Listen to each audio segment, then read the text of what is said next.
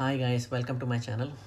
In this video, I'm going to talk about a book called Virgin Millionaire. This is the second book that I have read in 2025. Some of the things that I have learned from this book, I'll share it with you guys in this video. First things first, this book revolves on five principles. The first one is foundation, and second one is focus, and the third one is optimize, and fourth one is accelerate, and the fifth one is impact. I will explain each and every step in detail. The first one is foundation. You should have a financial plan and what you want to achieve financially. That is a foundation. And the second thing is focus. You have to stick to the plan. Doesn't matter what comes in your way. You need to focus, really focused on. It's a laser focus.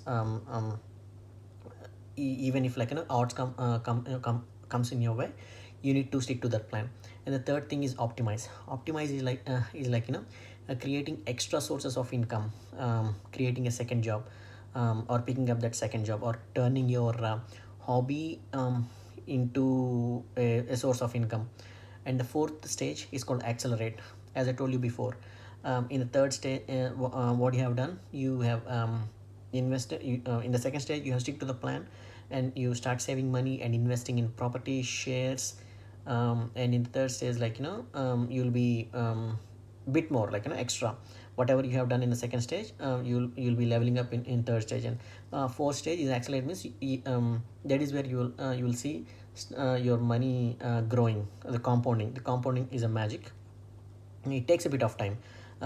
Sticking to a financial plan is not that easy. You have to sacrifice so many things. And the fifth stage is called impact. You will compare from first stage to second stage what you have achieved, and how much more to go to achieve your goal. And at this stage, you really don't have nothing to do. You always you will impact. That's impact means how, where you started and where you end up. And you'll have a lot more time to do things you like. That's called impact stage. And if anyone wants to want to invest in shares or properties or bonds, whatever it is, in Australia, I would highly recommend this book to read. And this book has many practical examples, how to buy an first investment property, how to buy an apartment, how to buy a house, or what suits your needs. Because every person's financial situation is different, every person's needs are different. And one other thing that I have to say is the amazing concept called the first home buyer scheme. You can save money to for buying your first home through through your superannuation provider. All you have to do is invest some amount of money on the top of what your employer is paying. It not only gives you tax benefits, it also in what is called, when you are investing, sorry, when you are putting your money in your first home buyer scheme, it compounds as well. And another thing, uh, if you invest $5 a day in your superannuation account, and if you're at the age of 30, and if you want to retire at the age of 60, these $5 might seem very less today, but over the period of time, 30 years, it compounds, and you really see big numbers.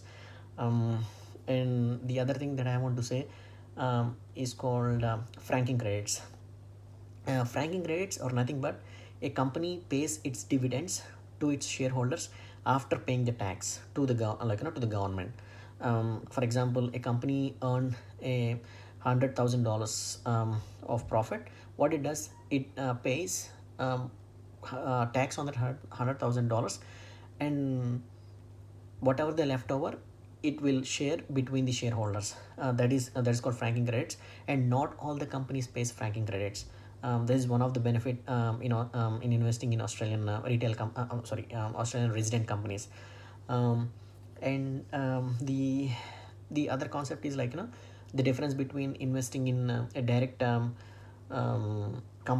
direct company share and investing in index funds. If you are investing in direct company share, the risk is high. But when you are investing in index funds, the risk is I don't say you don't have risk, but you still you will have risk, but at a certain level, not high risk. Because if this direct company, if it doesn't perform well, you'll you will see decline in your investments. But when it comes to index funds, for example, let's take ASX 200. It has the top 200 companies in Australia. Even if in the top 200 companies, if one or two companies doesn't perform well, it doesn't impact your investment. That's what I'm saying, the what is called risk is at certain level, not at lot like not like when you not like when you invest your money in a direct shares. And third thing is having that second job, either it is a casual job, or whether it is part-time, or whether it is any hobby converting into second source of income. That really matters. And the other concept that I have learned from this book is difference between buying an apartment and and a house. For example, you will have a startup fee, admin fee, and water bill and electricity bill. Sorry, water bill and electricity bill are common for both. But you the difference between buying an apartment and a house, there is a lot difference, but in general I'm saying you can avoid startup when you buy a house. But in apartments depreciate over the time. When you're buying a house, you're buying not for the not, you're keeping value not for the house but for the land. Over the time it increases. And one thing I have learned, the other thing that I have learned from the book is do not buy depreciating assets. For example, upgrading your car from an old car to a brand new car. I don't personally recommend buying a brand new car, because it depreciates over the time.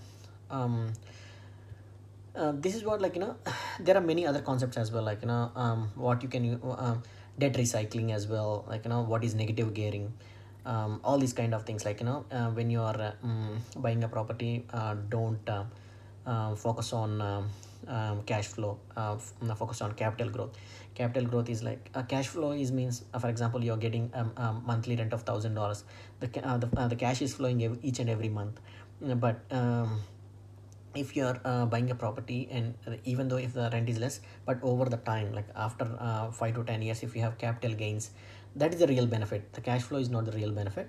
And the power of leverage, and how to use debt to invest and make your money, what I meant to say, you will take mortgage from bank and invest in high growing high growth shares or assets, whatever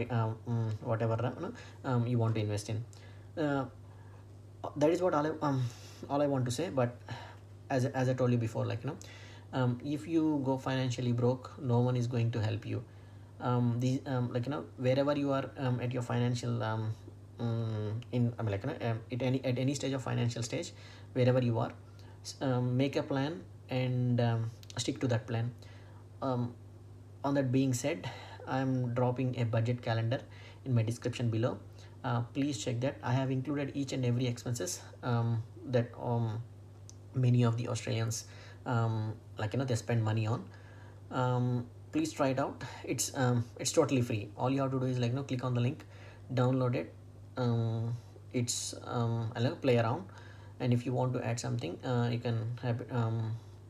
You're more than welcome to add any other expenses as well. And if you like this video, please like, share and comment in the comment section below. See you in the next video.